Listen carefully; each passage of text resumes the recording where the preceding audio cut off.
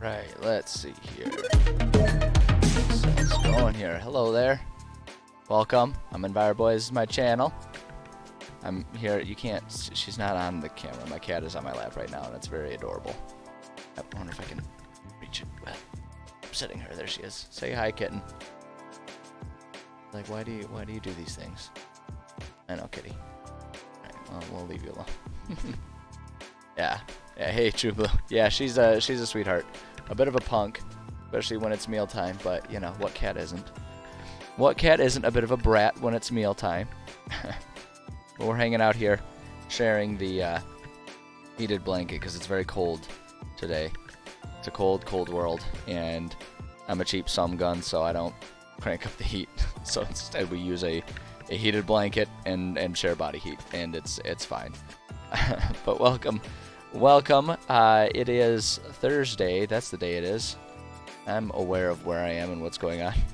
It's Thursday, so we're starting. I'm disoriented because we're starting late because I had a few meetings that I had to take care of for my day job, which were, I mean, you know, varying degrees of successful and productive, as meetings tend to be. But we got through them, and at this point in time, I feel I'm at a point where I'm just going to be coasting into the weekend, and we're going to start that off today with using at least the second half of our usual stream time right now to work on our ongoing project of turning of brute forcing all of the spells that exist in D&D into enchantment things, so that way I can break the rules and let my players have super awesome items that are magical and fun and unique and weird and probably game breaking, but hey, it's a game, so who cares? So let's go ahead and get ourselves into it here. Hey Kisa, how's it going? Good to see you here. Let me get us going. We can actually do some stuff. All right, so I've got us pulled up here. I went ahead and pulled us into D&D Beyond so we can start off looking at the spells that we have left. We left off last time. I felt like it would be fun to explore necromancy and have some really kind of dark and twisted items when you think about it, like an item that will like bring people to life or manipulate their soul and their health and stuff like that, which is an interesting, if a little demented, but hey, you know, sometimes you have to explore the darkness to I was gonna say to find the light, but I don't think that actually makes sense. Sometimes you just got to do it because it's fun, and that's what we're doing here. So that's what we're working on. The last one we did was Spare the Dying, which actually, if I'm remembering, that one was a really cool. It kind of ended up being a really cool item, especially when thinking about like the curses, like the cursed state of it. If it ends up being a cursed item, where it'll bring it can bring players back to life, but like the nature of doing that is like using that item is it reduces, like it kind of leaves them closer to death. So in, you know, future bouts of unconsciousness, they'll be like essentially already have a failed save roll. So I thought that'd be kind of an interesting curse. I think it'd be great to stab the person dying to spare them. You just described what do they call it? It's a Pathfinder mechanic for healing. It's like risky surgery or something like that, where you do damage, but then you get more healing out of it. And it's like you've got this potential for really big healing, but if you like fumble it, if you get a really bad roll, which happened to me just last night playing Pathfinder with some of my buds. That's the game that I actually get to be a player for. He used that. Failed his roll, and so rather than getting any healing, he just brought me much closer to death, and it was a very close call. He almost killed me on the operating table, and it was hilarious, and I loved it. I loved every second of it. I am not a player who is ever all that concerned with my character's success or survival. I am much more inclined to enjoy all of the insanity that comes with horrible rolls and all of that kind of stuff.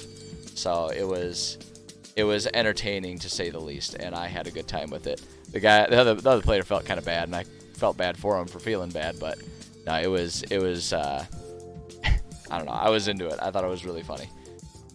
But yeah, no, that mechanic does exist depending on the rules system you're using, and I absolutely love it. All right, see you later, Kit. Just gonna go ahead and she's gonna sit on the table right in front of the monitor that I work on, so that way I can't see a ding dong thing. Which is you know, this is the way. It's the way of cats. Alrighty. But let's actually do some stuff, right? We're here to do stuff, so let's do stuff.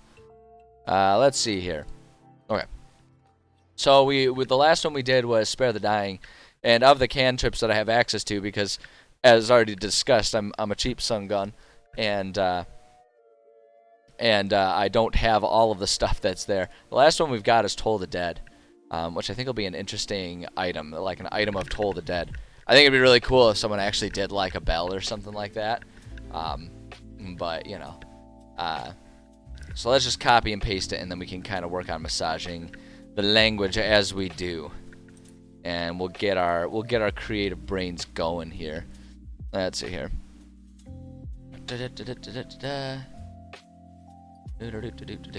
Alright, I'm trying to think. So, okay, actually, no, let's go ahead and take a look at it first here. Point at one creature you can see within range. The sound of a dolorous bell fills the air around it for a moment. The target must succeed on a wisdom saving throw or take 1d8 necrotic damage. If the target is missing any of its hit points, it instead takes 1d12 necrotic damage. So we gotta kind of figure out what it is, and I almost feel like it's just an item that you can hold and like hold and point to channel it is kind of what I think. But ultimately I think it doesn't matter what kind of item. I think any item works for this one. I don't think we need to make distinctions between offensive and defensive weapons here. But let's see here. So we'll just go ahead and paste that here. Bullet points. Get rid of this thing here. Get access to every spell in D&D. Yeah, I mean, there's plenty of ways to find all that free stuff. I'm sure you're thinking of a way that demonstrates you're more savvy than me. But the big thing that I'm trying to do is make sure I don't advertise too much anything other than like the standard legit ways of finding things, because there are so many ways that you can find stuff. But yeah, I mean, you can definitely find all the information and stuff like that. But just for the sake of ease, I'm going with what I presently have access to on D&D Beyond. Because the fact of the matter is, one of these days I'll probably buy it all anyway, but because I like the site, I like the stuff, and I like supporting people that create content that I appreciate. He said, as the good, well-behaved, self-advertising streamer. So like and subscribe to the content producers you like. 5e tools, yeah, that's fair. That's fair. Yeah, that's definitely a legit one. I don't know. I'm just not going to because I'm lazy. I'll leave it at that. Let's see here. Okay, so you point at one creature, you can see. So I think honestly with this one, we're just gonna actually, the first thing I need to do is get rid of these things, and we'll say on any item. On any item.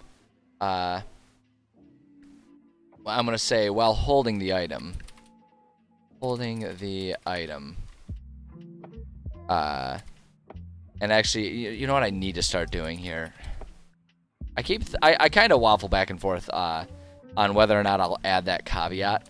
But I really should be playing it just because it's like, I really should be writing that there because, I mean, if we're trying to create, like, even if it's just homebrew, the more clear you are when you put things there, then the easier it is to make sure you don't have players that are going to try and get away with crap.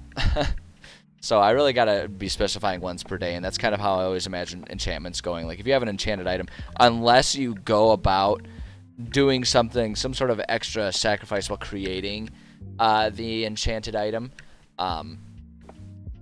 it defaults to once per day because I don't like these things to be too powerful. It's kind of just like a tool in your belt that you can use. So I gotta be better about doing that. Like, I always kind of figure it's implied, but you can't trust that. You can't trust that. Nice, got Strixhaven. Nice, nice. Oh, and then yeah, I can't think of all the words, but seeing that long acronym, I know which one you're talking about.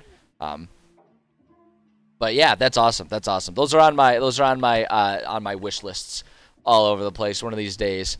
One of these days.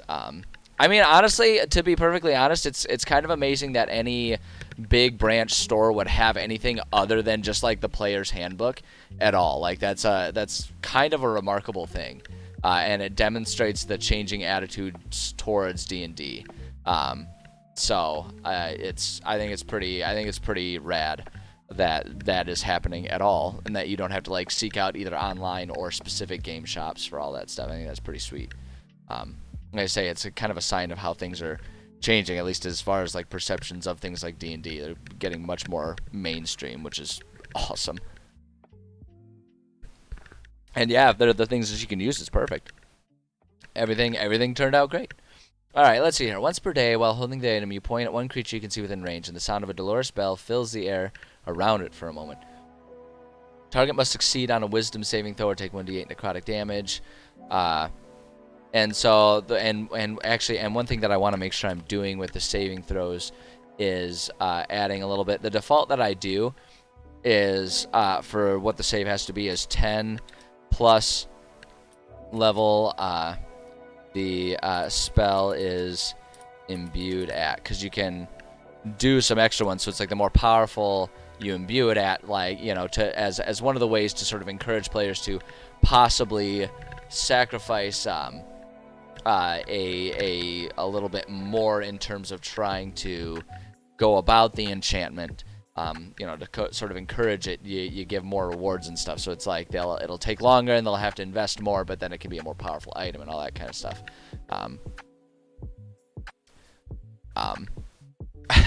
I mean, the big thing for that is just to like be like just kind of act by example. Just like don't be abashed of the fact that you like D&D, and just, you know, demonstrate that you're not a horrible person for doing it. The people who, you know, and then you can kind of employ the whole the people who care don't matter and the people who matter don't care perspective of it. At least that's kind of how I live my life. But I mean, you know, everyone's got to navigate their own stuff. But either way, it is a good improvement in the world, I would say. So, okay, let's see here. 10 plus the level the spell is imbued at, so it'll at least be cantrip, or rather, a cantrip, it'll just be 10. But then, you know, it can increase it a little bit. Hi, kitty. Are you back for more blanket? I know, honey. It's cold. It's a cold, cold world we live in. I get it. Believe me. Alright, no, okay, but now your tail is, like, all up in my grill. You know, and I don't want to, like, smash it between my wrist and the desk here, but... kitty. I know.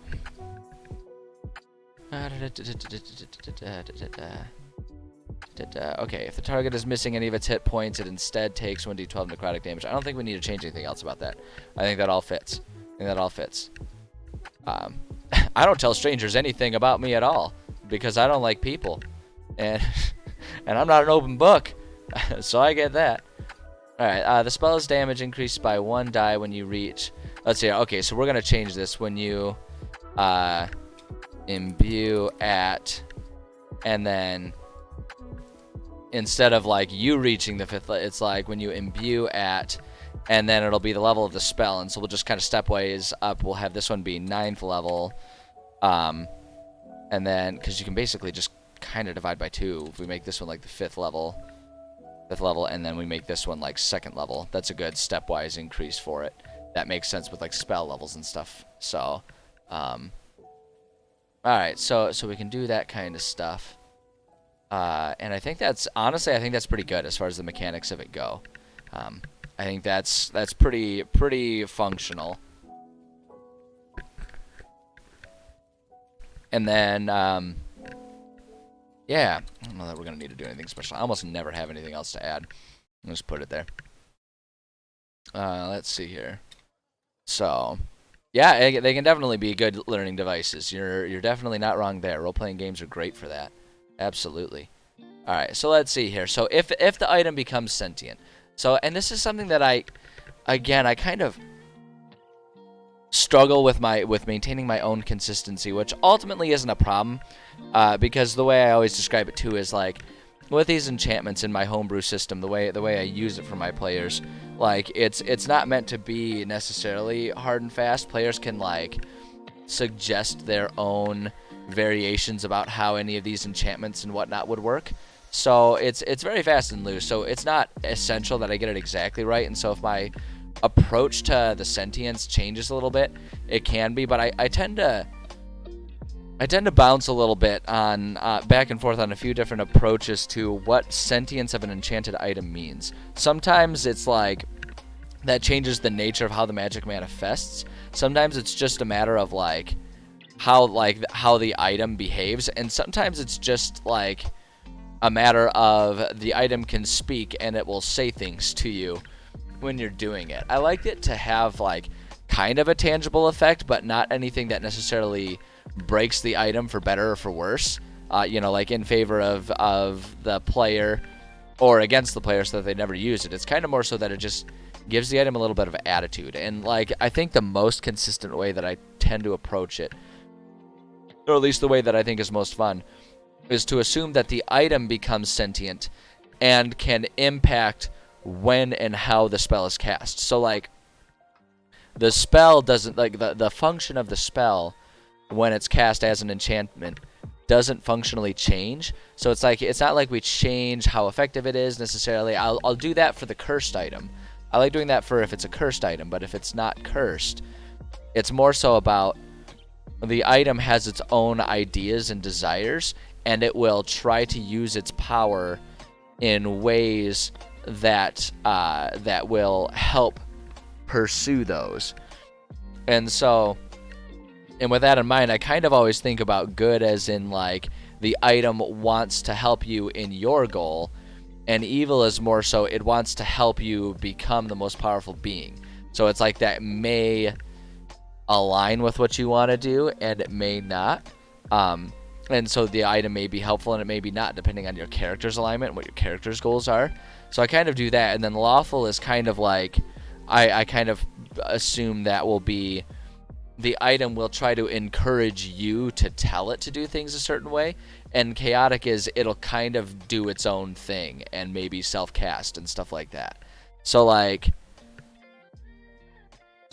for this one, so for a good item, like if this item ends up being good, for oh shoot, I should probably put the actual name of this thing here, huh? For Toll the Dead here. So if it's good, will align with your goals and try to help you target enemies. And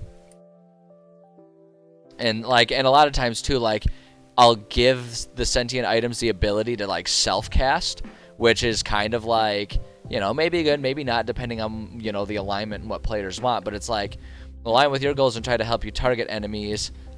Sometimes self-casting, casting if the time seems appropriate, right? And then evil is will always try to help you gain advantage or power, sometimes self-casting if it feels doing so would serve this purpose, right? And so like for evil, that doesn't necessarily mean that it will go against what you want, right? Like it may sort of for the longest time really just benefit you. Even if it's evil, it'll benefit you because it's like taking the attitude of, okay, I want this person to rise to power so that I can by proxy have power. And so if I, target these enemies that are trying to kill, my current master or whatever, then that's beneficial to both of us. That helps us all. And so it'll self-cast. But then if like there's ever a situation where a player is at odds with one of his teammates or something like that, it can be a fun situation from a like DM messing with his player standpoint, where it's like the item recognizes like, oh, we're in a disagreement, we're in a fight right now, it's time to flex a little bit, and then it'll maybe self-cast on a teammate or something like that and cause more turmoil because the item is just trying to help you demonstrate your superiority or something like that. Is sort of the idea that I have there. And then lawful is just basically, we'll always check with the current owner before self-casting. And then chaotic is, well, self-cast at will if it feels like it, right? And so it's like, the idea being that, like, if it's lawful evil, it'll just kind of whisper in your ear and be like, you know, if you're having a fight with a teammate or an ally, it'll like whisper in your ear and be like, you know, we could kill him right now and this wouldn't be an issue. Like, it'll say those types of things and try and encourage you, you know, and so maybe if there's a particularly suggestible player or something like that, that'd be really interesting. Whereas if it's chaotic, it'll just all of a sudden cast itself. And then if like the person, the owner of the item freaks out, the item will just be like, what? I thought this would help. Like, I was trying to help you be in charge of the situation. And so I kind of like doing that. And the thing about it too, and this is, I think this is why I kind of go back and forth too on exactly how I approach those things. I think for this type of situation, it serves well to have it structured this way. But then with a lot of the like conjuration magic per se, where it conjures items, or not items, where it conjures other beings, you know, like a fey creature or a spirit or something along those lines, I think it can be really interesting if the sentience of the item is more so that the item will intentionally draw in, you know, a fey creature or whatever of a certain attitude or a certain demeanor, you know, and that impacts how it works. So that's kind of where sometimes having the good or evil be more about how the magic is, you know, like how that magic ends up functioning when it's cast versus when it chooses to cast and towards what targets and things like that. But yeah, I don't know. I play fast and loose with the sentience. But the other thing about it too is, as I'm always constantly saying, it's a game. And so you just make sure you have fun with it, and ultimately it doesn't really matter beyond that because we're just playing a game with our buds. But yeah, I think that works. I think I like that. I think that'll be good. I think Kitty is taking a very adorable nap on my lap right now, which really just makes it a good day. She's like, let me see if I can. Like, she just like sandwiches herself like between me and the desk, and she just sits there, and it's super adorable. And I'm obsessed with this cat. Super, super adorable. I know, honey. My little one-eyed cretin. I know, yeah, I'm talking about you. You love the attention. Don't act like you don't love it. Alright, so let's talk about if this item's cursed here, which I always think is really fun. I always think this is really fun. And with this one, I actually think there can be some really interesting effects here. So, and I have kind of an idea, and it's based off of the fact that there's sort of like an auditory component of this, right? Because you cast it and suddenly you can hear the bell, right? Or the person all around it. And so what I want to say here is, so if cursed, when cast, the target becomes a 15-foot diameter, and diameter is an important distinction there rather than radius, because 15-foot radius turns into a 30-foot circle. But if you say 15-foot diameter, that's like, you know, that's 3 squares instead of 6. So we want to keep it a little under control. But my idea is that, like, basically the ringing is extra loud. And so the target becomes a 15-foot diameter area of effect, with the ringing of the bell being heard by any within the area. And I think what I'm going to do is just to like modify that just a little bit here, because again, I want to encourage players to, I almost want to like encourage players to willfully accept the potential negatives of doing this, right? So with the ringing of the bell being heard by any within the area, the center of the area takes full damage. Any in, we'll say, while the outer ring, or the outer ring takes half damage, right? So it's like the outer ring only does half damage because it's maybe not as loud, but they can still sort of hear that ringing and it impacts them. And the drawback that I kind of want to do is, like, I almost want to say, like, do something to the effect of the caster will also hear the faint ringing and take half damage, right? So it's like they have to be willing to take the half of the damage themselves when it's rolled. So I kind of want to do that. The caster also hears the echoes of the ringing, taking half damage as well. We can kind of do something like that, and then because it's cursed, we obviously have to make it difficult to remove. So we'll say must be removed magically, or else the item will self-cast with the ringing growing steadily. We'll self-cast on any trying to remove it. And I always say it that way, so if someone else is trying to help it, right, like it'll attack anyone, the item will self-cast on any trying to remove it, with the ringing growing louder for every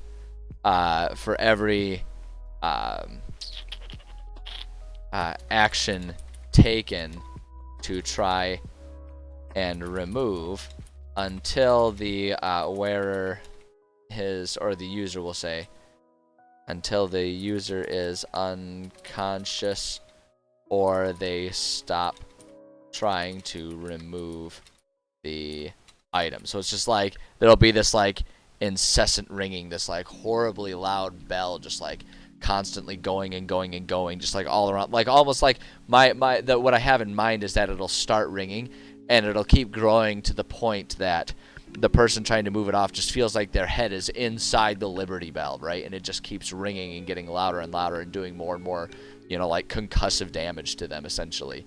And it'll just do that to try and force you to stop getting rid of it.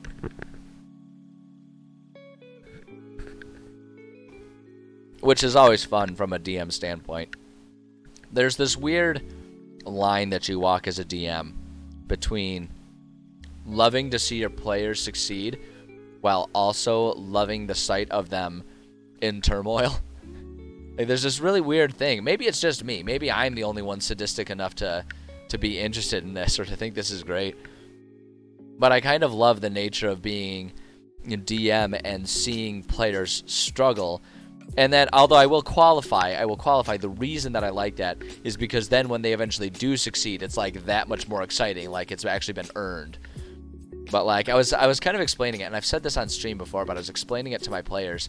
Like, DMs kind of have to find and make their own fun where they can in the game, because the whole function of being a DM essentially is your job is to create a game that you will inevitably lose. Right? Because, like, when you're making the game for your players, it's expected that the players will be the ones who win. They're meant to, you're meant to provide challenges that are hard for them, but ultimately they will overcome and be the victors. They will be the heroes of the story and everything. So it's like, as a DM, the whole purpose of you being there is to lose. And, like, that's fine. I'm not a very competitive person, which is also what it makes it really strange that I'm as into kickboxing as I am. But I digress from that. But like, I'm not a competitive person by nature, so it's not that upsetting to me to sort of be stuck in the role where I will, again, inevitably lose. That's the point. But the flip side of it is it's like it can get old if you don't at least find some ways to have fun around that. And the ways to have fun with that are to create cool things that you enjoy seeing your players win and triumph so you can share in their victories. And the other one is to mess with them so that you can get minor victories, right? So even if you're going to lose the war eventually, every once in a while you can win a battle and watch your players suffer and struggle. So with that in mind, that's why I love these cursed items, and why I really hope one of these days one of my players will craft and enchant something, and then it will be cursed, or at least sentient. So that way I can just like toy with them and mess with them even more. Because I think that's hilarious, and maybe I'm a sick, twisted person because of it. But hey, you know, here we are. My players seem to like my style of DMing, so I'm not gonna worry too much about it, I guess. Oh boy, it's good stuff. It's good stuff. But yeah, I think that handles that spell. I think that handles Toll the Dead. And so like I've kind of been thinking we can like bounce between different schools of magic, you know, now that we finished making imbibements or enchantments out of all of the necromantic cantrips. You know, like my initial thought is that like, oh well, let's move on to a different school of magic, except that there are only 3 like necromancy cantrips, 4 if you count the one from, what is it, Strixhaven is where I think it comes from, but which I don't have access to at the moment. But I want to do more necromancy because I think it's fun, and I think there's like I say, there's like this sort of inherent darkness about it that is just intriguing and interesting to me. And so I'm gonna do the level 1s now because it's my stream and I can do what I want. So sorry, that was a little aggressive. But hey, you know, it's true. So level 1 imbibements. Boom, there we go. Alright, so we're gonna go ahead and dive into our level 1s here. And we don't need most of this stuff. Most of this stuff is for when we're actually just sort of describing the nature of the school of magic. And that's an important thing, and actually that's something that I might start investigating in the near future, doing my my world building and like lore structuring streams that I do on Tuesdays. Because the thing with magic, and I've kind of alluded to this when I talk about how with these enchantments and everything, I am 100% on board with my players.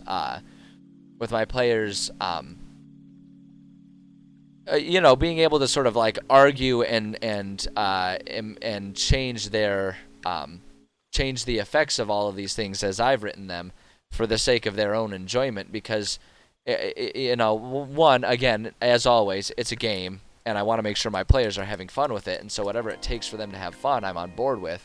But the other thing about it too is, within my homebrew world, I don't view magic as being a steadfast, concrete thing. The way I view magic is that it flows, right? Magic is just it is like a fluid thing that runs through the world.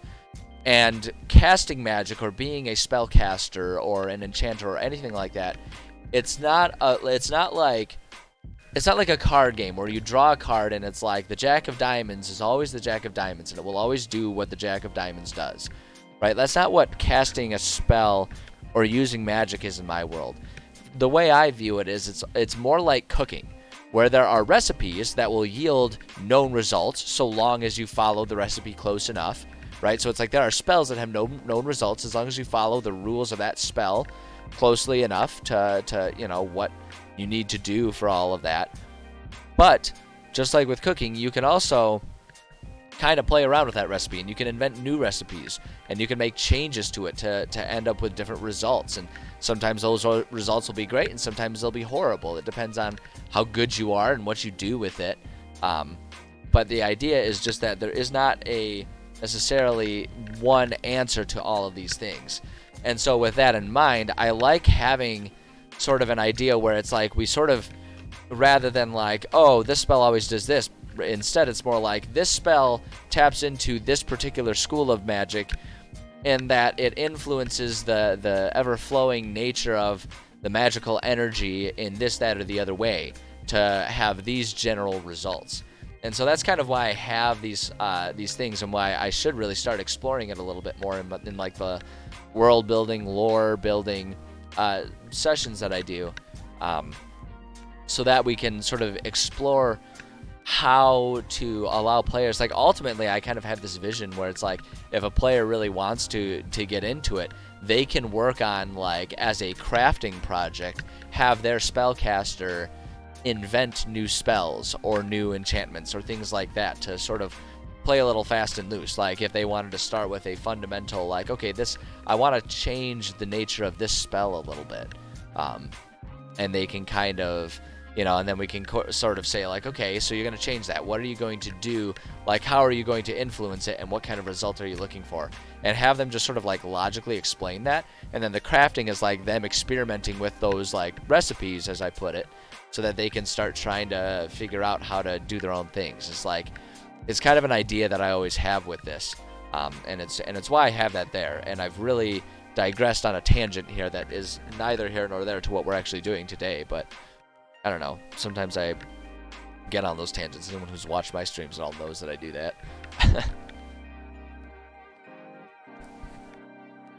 And you know what? I ain't even embarrassed. It's who I am. It's who I am. I can't change my nature. I can only temper it and target it. Whatever. All right. Let's do some more spells. Let's get out of our cantrips here. Let's go to the level 1 spells for necromancy, as it's pronounced by those of culture. I'm just kidding. I'm not a cultured individual. I'm a gross dumb idiot who just sometimes says funny things.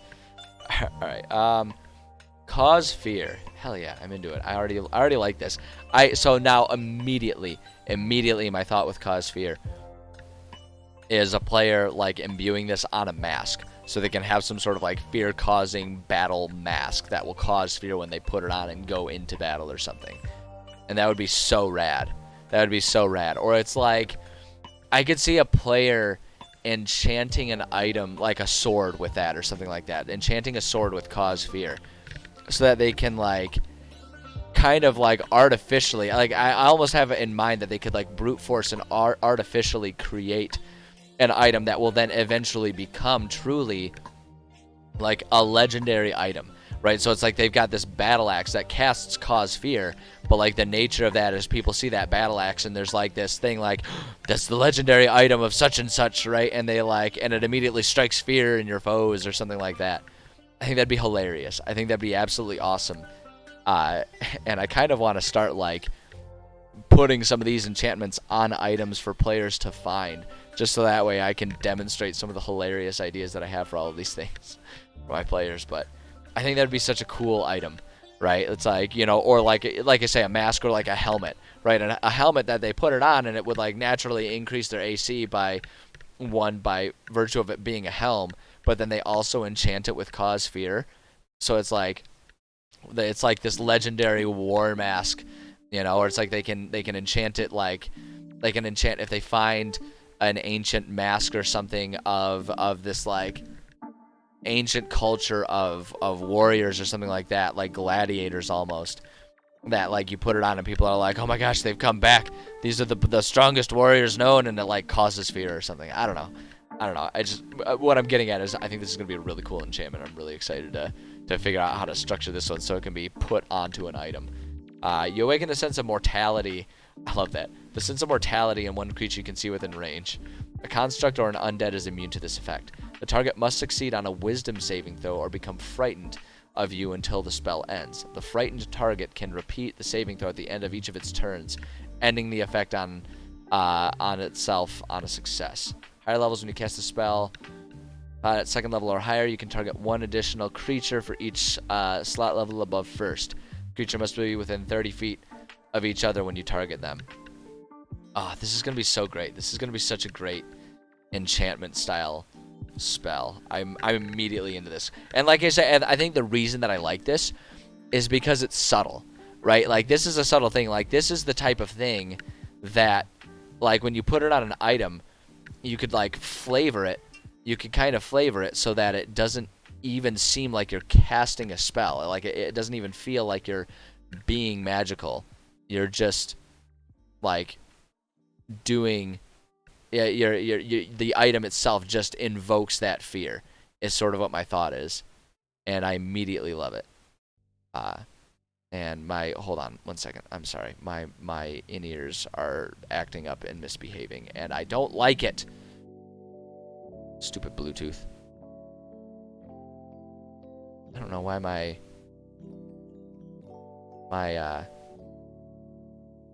in-ear monitors are just like not working now. Hold on. Hold on. We're just gonna turn it off and try again with the Bluetooth. Let's try again. Try it again. Computers are great until they stop being great. This is really great content, by the way. This is the high quality content you can expect from my streams. Me sitting here fussing with technological issues that don't matter at all. Yeah, they're not working. I think my phone is freaking out on me right now. All right, well, I guess I'll just sit here in silence and hope that everything is like actually working. I guess. I don't know what else to do about it. Like I say, high quality content right here. You guys can't get this type of content anywhere. Alright, I hope you recognize how lucky you are. Alright, anyway. So, cause fear. Let's do this. Cause fear. But yeah, I think this is going to be such an interesting one. Because I'm going to say on any item. It doesn't need to be any particular item, and it's going to behave the same no matter what type of item, because just looking at that item is going to cause fear in someone or something. But yeah, I think it's just really cool because like you can give this to anyone and it won't even look like they have an enchanted item. It'll just be like that item itself is like some sort of legendary item that strikes fear in your enemies. And I just think that's such a cool concept. So let's just paste what we've already put there. Get rid of all this extra crap. Go ahead and add our bullets because I'm obsessed with making sure the formatting is consistent and pretty. I have problems, and I just don't have any interest in trying to fight it. I can't change who I am. Perfect. Okay. You awaken the sense of mortality in one creature you can see. Okay, so I'm going to say when you display the enchanted item when you display the enchanted item, you awaken the sense of mortality in one creature that the item is directed at, is what I want to say. Creature within range that the item is directed at. And I'm going to add an extra bullet point to sort of explain that. I'm going to say when crafting and imbuing, there it is. Oh, it's because I missed the M. Imbuing, there it is. When crafting and imbuing the item, the player must specify. Player must specify. 1 second. Alright. Player must specify how the spell is triggered. For example, maybe light.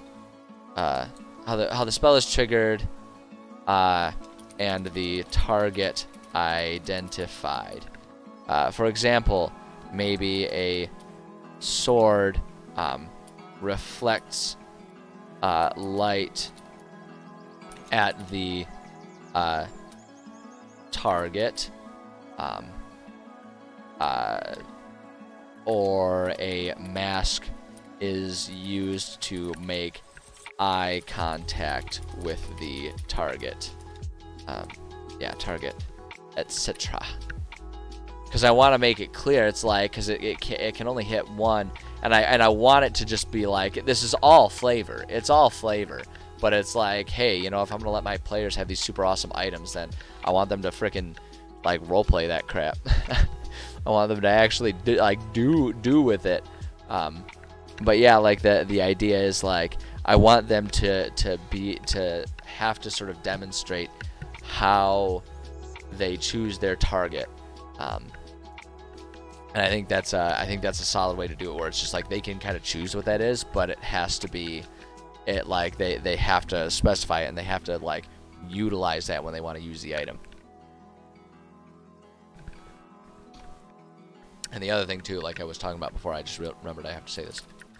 Once per day when display the enchanted item. Okay, there we go. A construct or an undead is immune to this effect. I think that stands to reason. I think that makes perfect sense. Target must succeed on a wisdom saving throw, and then again we're going to say 10 plus the level of the imbuement. Imbuement or imbibement, as far as I know, they're synonymous.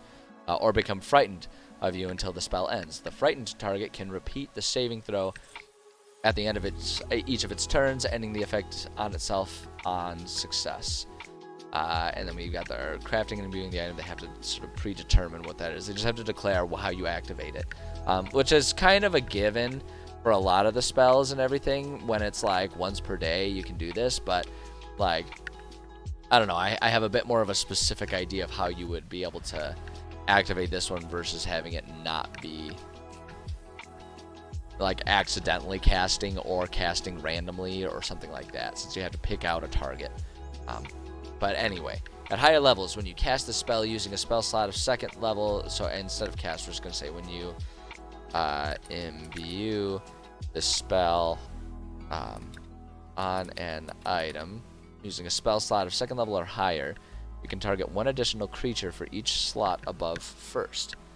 Creature must be within 30 feet of each other when you target them. So I think that's perfectly fine as it is. I don't think we need to do any sort of other things because we've already sort of described that. So it's like if you have that mask of cause fear, it's like it will, you can cast that multiple, so it's just like you look and make eye contact with multiple, and it's like that eye contact that triggers and causes the fear in them, which is rad, and I like it. So sentience and curse. So I have an idea for this one. So good will always want only to strike fear in your enemies. Right, that's a given. If it's evil, will want to strike fear in anyone. If it's lawful, will try to control, or we'll try to assist, caster in targeting to avoid accidental targets. And then if it's chaotic, will tend to cast on anyone who sees the item, not just the intended target. So it's like, so the thing I'm thinking is like, if you have a chaotic, sword or whatever, the first person, like, it'll just kind of tend to, whoever the first person to see you draw your sword is, that's the person who might be catching fear. But if it's chaotic good, it's like it'll have enough self-control to not self-cast, or rather to not impact those whom you deem allies, but your first enemy who sees that will do it. And so it's like it kind of creates a little bit of difficulty when you think about logistically doing it, but I think it's an easy enough thing to overcome, where, because like if you're the DM, you can just say like, okay, do you keep the sword on your left hip? And they say yes. And then you're like, okay, left hip, which way are you facing? And they say, I'm facing north. And then you're like, okay, whoever is the westernmost enemy, they're the one who sees you draw it, and they're the ones who are like impacted by that. Something like that, right? Because they have the best view to see the sword. So it's like, it's an easy enough thing to just sort of like hand wave and deal with. But I think it'd be really easy, just like this chaotic fear-causing item that it's like when you want it, it's great, but you have to be like super careful about how you pull it out and use it. And also, that is what she said. Sorry, couldn't pass up that opportunity. It's just, it was right there. I walked myself into it. I had to do it. You know I had to do it. Okay, so that's good. So now I have cursed. So if cursed, this is really interesting. I'm trying to think about something here. I kind of have an idea. I'm going to quickly make sure I'm remembering properly how frightened work. A frightened creature has disadvantage on ability checks and attack rolls while the source of fear is within line of sight. The creature can't willingly move closer to the source of its fear. Because my thought is that the cursed item will also strike fear in the person using it.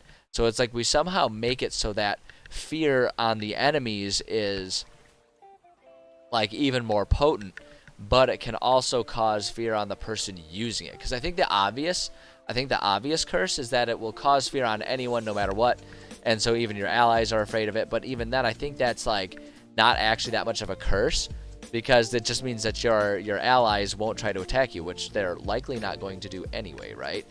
So that doesn't seem all that much of a struggle. So the creature can't willingly move closer to the source of its fear.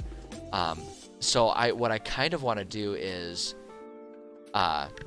if cursed, here's what I want to do. And anyone in the audience there can pipe up if you think that this wouldn't work. But here's what my thought is. Will cause fear, or rather, will affect any enemy to the wielder. Oops, to the wielder. The wielder. I'll get this. There it is. So it will affect enemy. It will affect any enemy to the wielder that can see the item. But however, the drawback is what I think I want to do. Any enemy that what I kind of want to do. Any enemy that succeeds in the save and is not frightened. Or here's how I want to phrase this. The wielder will become afraid of any enemy that succeeds in the save and is not frightened, right? So it's like you pull this item out to try and make your enemies afraid of you. But then if any of them succeed and aren't afraid of you, that like will magically strike fear in your heart, right? So it's like as long as the item is out, then you're afraid of those enemies or something like that. So you have disadvantage and you can't move closer to them. So it's like they can suddenly approach you. So it's like there's this thing where it's like it could be really powerful because anyone who fails their saves will suddenly be afraid. The only thing that I'm thinking here, here's actually I'm gonna just change the wording just to help keep this clear a little bit. I think there's one thing I'm gonna change. For any enemies that succeed in avoiding the effects of the item, the wielder must make a wisdom save to not be afraid of these enemies, right? So it's like that the spell gets turned around, so it's like they still have the chance to not be afraid. It's not an automatic thing. They can make their own save, but it's like the wielder must make a wisdom save to not be afraid of these enemies. Any enemies that succeed. I think actually the one other thing I want to add about this too, that succeed in avoiding the effects of the item upon first casting, right? So it's like, so it's upon first casting, and so what we'll say then also is, wielder does not need to save against enemies that were afraid,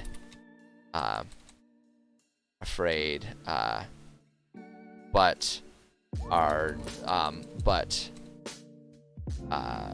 succeed in a save after the initial save roll. No, wait, I had it right the first time. Roll.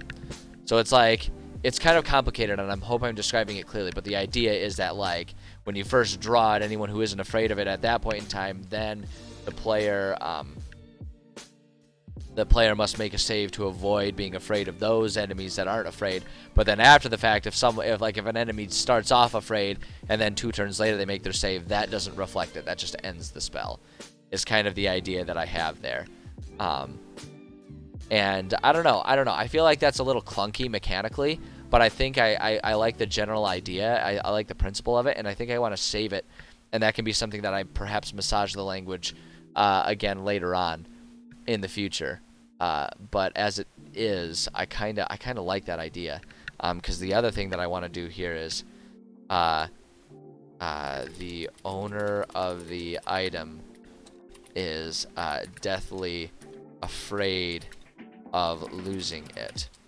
The item can only be removed by magical means, or else the player will fight desperately to... Wait, hold on. The item, not con, the item can only be removed by magical means, or else the player will fight desperately to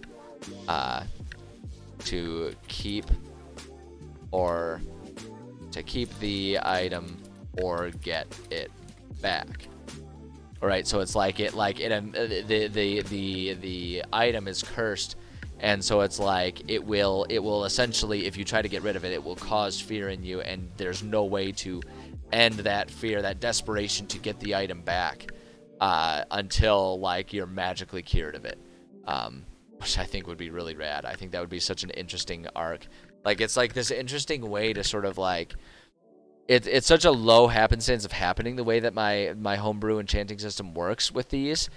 It's a very low chance of happening, but when it does, I really like the way that this curse is structured, because I think it would be really interesting to see a player kind of essentially roleplay being like life spirit bonded to whatever this item is, right? Like the idea, like, so if it's a sword, they cannot get rid of that sword. If it's a mask, like, I almost want to say that they're afraid to take the mask off, so once it's on, like, it has to stay on until someone either forces it off, at which point in time they'll be just like, they can't think of anything other than desperately trying to get that item back, right? Like, I think that's just such a really cool dynamic, and I think it would be really fun to see a player try to roleplay that.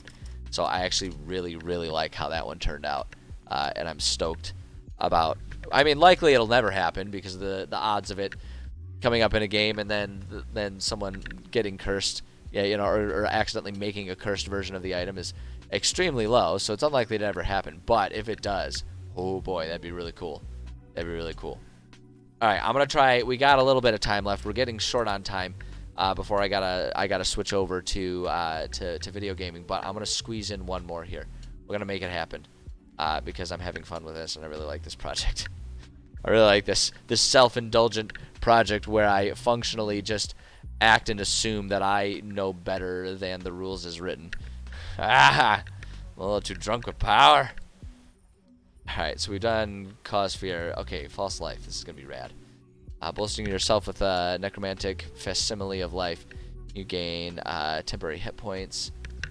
All right. I like this. I like this a lot. False life. I'm gonna copy this, and I'm gonna put a little bit of a stipulation on this one. I'm gonna say it can only be done on armor, because my thought is that you have armor that not only ups your AC, but also gives you temporary hit points, is what I'm immediately thinking. Gosh dang it. Formatting on OneNote. I really enjoy using OneNote for this, but sometimes the word processing part of it is just like so buggy, and it doesn't make any sense, right? Because it's the same company that does Microsoft Word. It's like, why not just have it function like a Word document inside there? You just have the tabs that make it easier. In fact, why have them be separate things at all? Why not just have Microsoft Word include a view like this or something? I don't know. I'm overthinking it, and there's probably a million programming reasons why it can't be done the way I'm talking about right now, but it's just like, gosh dang it. I want to know why. All right. So we'll do this one.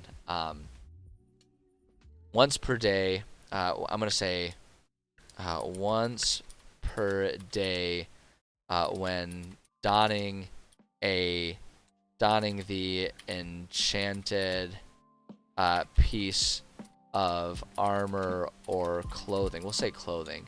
So it's like you could have like your socks of false life or something like that. Actually, like that, false life socks. False life. Let me put that there. False life socks. Glove of false life. Underwear of false life. Ooh, I like that one. I like that one. Once per day, when donning the enchanted piece of armor or clothing, you will say, you bolster yourself. You bolster yourself with a necromantic facsimile of life, comma, I'm changing the grammar functionally here, gaining 1d4 plus 4 temporary hit points.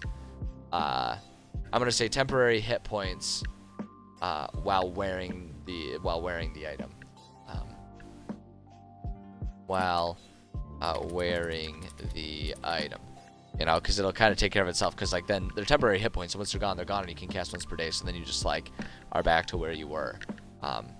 But then we'll say when you imbue the spell on an item, and then I'm just gonna change the language, just massage the language a little bit here. On an item at spell level. An item at when you imbue the spell on an item at spell level 2, spell level 2 or higher, you gain plus 5 additional temporary hit points for each slot level above first. Yeah, or each, we're just gonna say spell level above first. And I think that works great. I think that'll be perfect. Yeah, I think that's spot on. I think that's perfectly excellent there. And then so now here's where the sentience gets kind of tricky for this one. It's like what would sentience do other than the thing just like talking to you, right?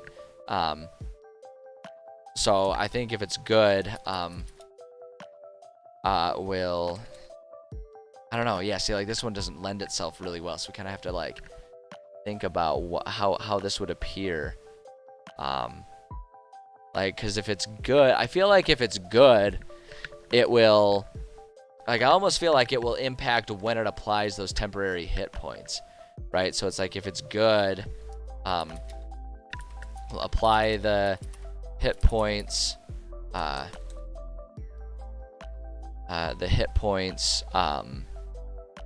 in full when, oh, but see, that's almost more lawful, right? That's just like, that's what it does. We'll just say when the, okay, I have an idea for when the player dons the item. If it's evil, we'll apply the hit points when it thinks it is the most opportune time, right? So it's like it'll, so if it's good, it applies them in full, you put the item on, you get your temporary hit points, great. If it's an evil thing, it'll be like, no, I know better, I'm going to make sure, like, you'll get those points when you need them, right? And so it's like the idea is that like the item will know that it can only be cast once per day or something like that.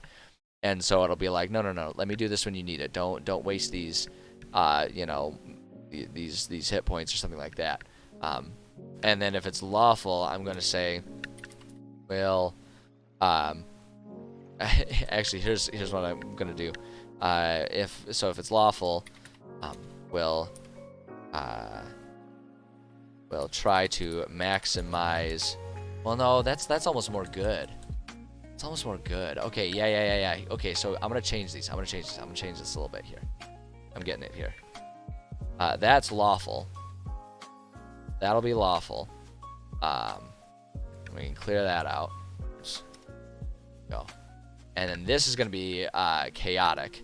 So just like it does it when it thinks it's best. Put that there. Why did? Okay, and then understand why it took that away, but that's fine. I actually want that gone, so that's great. And then let's just do. And then here's what I'm gonna do. Good. When donning the item, we'll say wearer gets advantage on the roll for hit points, and then we're gonna say for evil they get disadvantage. So it's like the evil thing is like it kind of wants to screw with you, and it's not interested in doing its job. So disadvantage on the roll for hit points. Lawful will apply the hit points in full when the player dons the item, and then that's lawful. And then chaotic is it just kind of does it when it feels like it. I think that actually kind of does it. I think that kind of impacts it. But see, and like this kind of gets into though what I've said about how sometimes the personality is about the item and the way it talks. Sometimes it's more about how it distributes the magic and stuff like that. You kind of have to just like be loosey-goosey with it. But now if it's cursed, I kind of want to say we'll do we'll provide double the hit points rolled when donning the item. But then, okay, I have two ideas for the problematic side effect. One is that it will, like those hit points will slowly drain off, like, you know, a certain percentage after every so many minutes or something like that.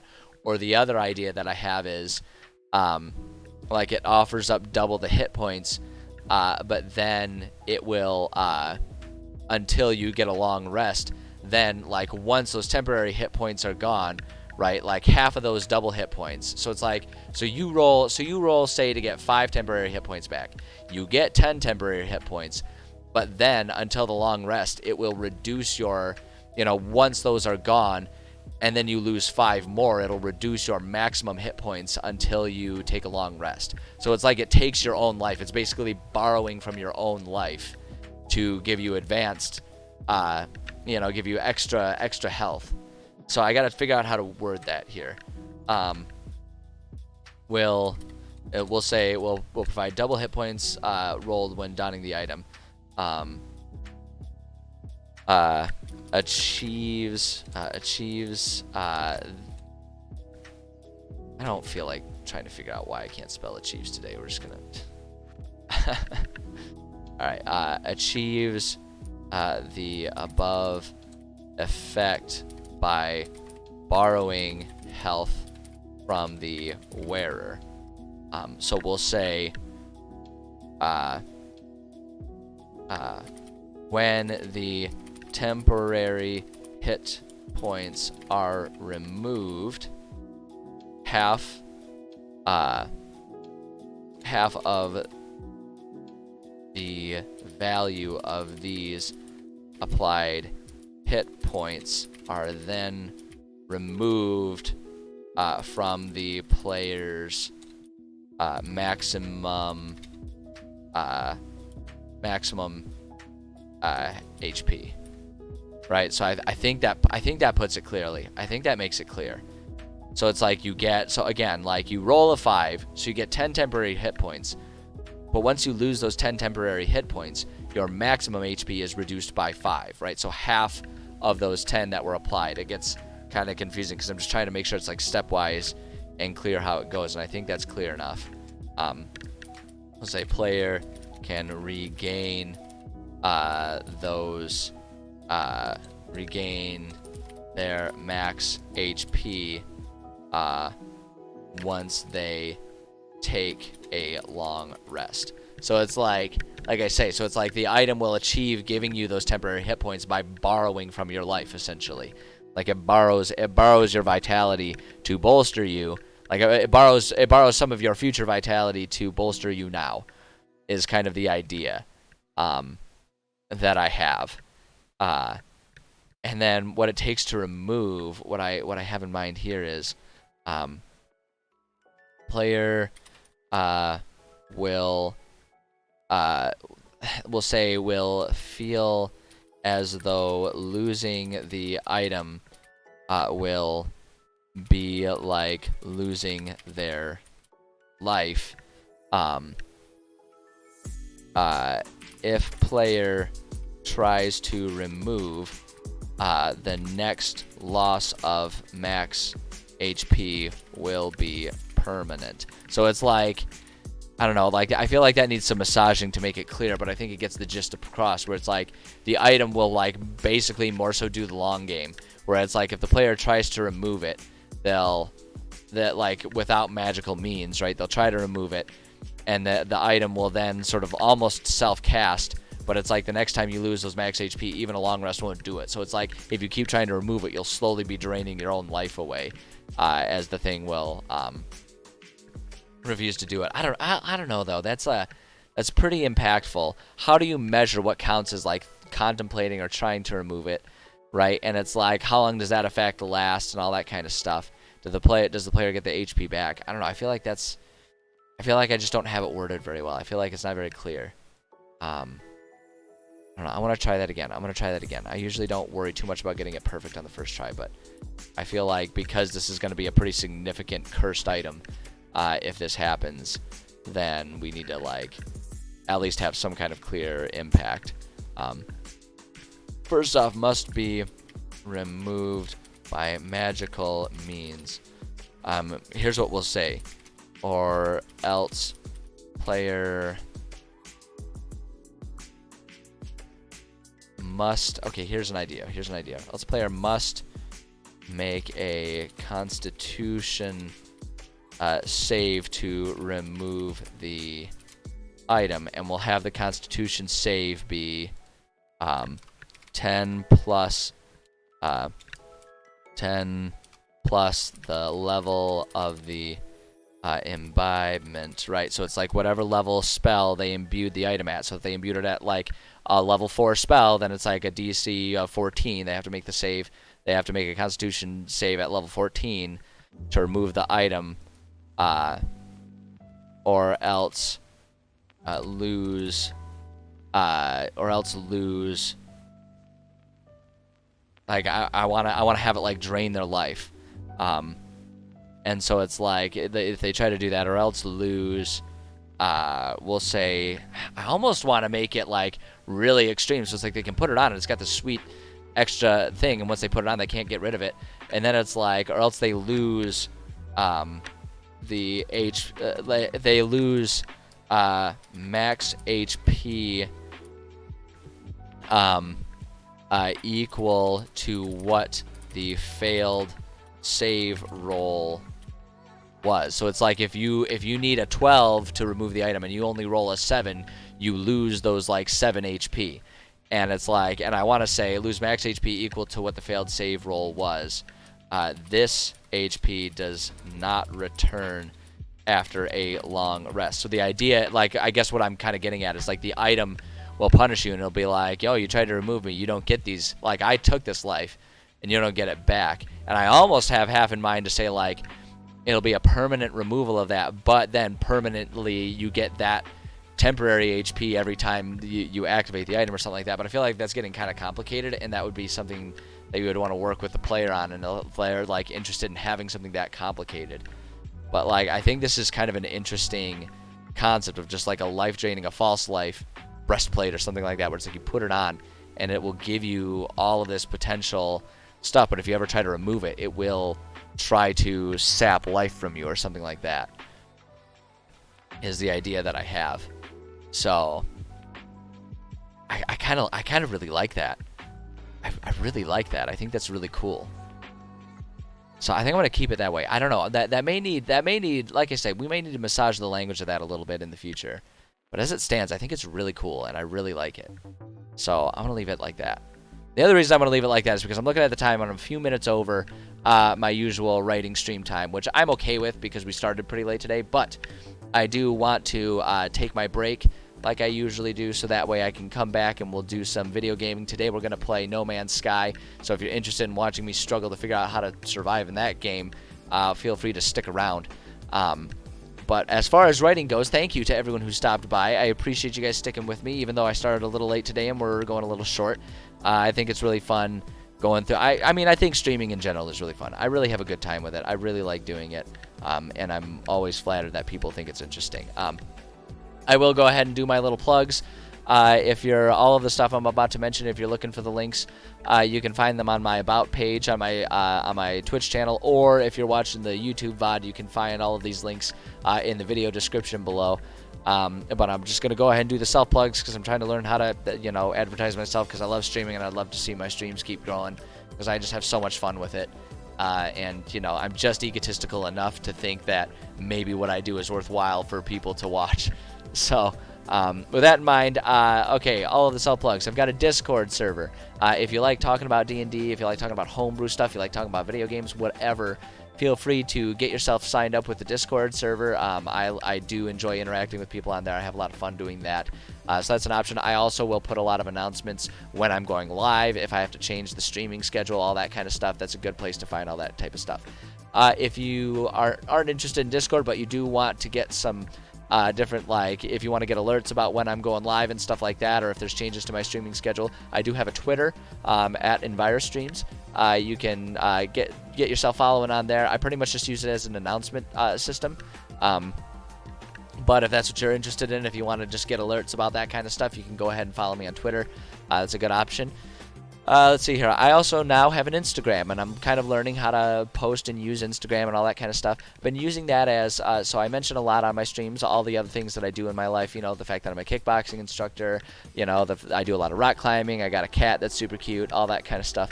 All the stuff that people always kind of seem interested in but aren't part of my streams, I've been kind of using Instagram as an outlet for that. So if you're interested in that kind of stuff, you want to see the other kind of nifty things that I get up to throughout my days, you can go ahead and follow me on Instagram, EnviroBoyStreams. You can find me there. That's a cool little resource. And then, as I already mentioned, I do have a YouTube channel, and that's just EnviroBoy on YouTube. I basically right now I just put all of the VODs up there. So if you want to see other things that I've written, if you want to see other games that I played, you want to see past. If you want to watch the entirety of a game playthrough that I'm doing or something like that, you can go check out the VODs on there. I put them all up there. They're unedited, so they're pretty long. But hey, some people, that's what they do. I know one of my favorite ways to watch streamers is to watch their VODs after the fact, so that way I can do it at, in my own time. So if that's what does it for you, then check me out on YouTube. I think that's, however you view me, I'm flattered that you are interested in watching my stuff, and I appreciate that. So we've got all those, and then the final link that I'll mention is that I do have a donation page. Right now all of my streams and everything I produce is available to everyone for free, and I am totally content doing it. But doing it that way does make it hard for me to grow and start doing other projects and things like that. So if you like what I'm doing and want to see me expand, and I have a couple ideas of stuff that I've actually been working on, some ideas of maybe some YouTube videos and some other games and some other setups that I want to do, that it would be a lot easier if finances weren't in the way. So if you want to see me start doing stuff like that, drop a little donation in there. Basically my plan is to just pool all of it and be able to sort of use that to expand the streams a little bit, at least until maybe one day I'll get to a point that we can actually have like subscriptions and stuff like that, something a bit more consistent. But for the time being, that's the way to do it. If you want to see me expand the stream, if you like my streams exactly as they are, and you don't want to see, or not don't want to see, but rather you're content with everything as it is, honestly, so am I, and don't worry about it. But if you do want to see me do more stuff, I would love to be able to provide that, and right now that's the best avenue for doing it. So follow that link if you want to donate, or if you're just happy with how it is, then don't worry about it. I am not offended either. I am not offended if that's the situation, and I am infinitely flattered and thankful if you do want to donate. But all right, that's all the stuff. I'm really bad at plugging myself, and that sounds weird to say it that way. I'm really bad at advertising myself. Yeah, that sounds better. I like that better. I'm really bad at it, but there, I've done it. Again, you can find all those links on the About page, or if you're watching the YouTube video, you can watch them, or you can find them in the description below. But that's all I've got. So again, I'm just going to take a break, and I'll be back in, I don't know, maybe like 10, 15 minutes once I kind of switch over to do some No Man's Sky is what we're playing today. And that's been really fun. That game has been growing on me more and more. I've been having a lot of fun playing that game. So if you want to come see me goof around on that, stick around for a little bit. I'll leave you on sort of like an in-between channel and just kind of leave some chill music going for you while I get everything set up, and then there'll be a bit of a hiccup in the streams when I switch over for just the sake of the VODs and everything, and then we'll be right back at it and playing some video games. So thank you again so much to everyone who stopped by. I appreciate you guys being here. I have a blast doing this every time. It's so much fun. It's why I keep coming back day after day doing it, and I appreciate you being here. So keep being rad, people, and I will be back in just a few minutes. So sit tight, my friends.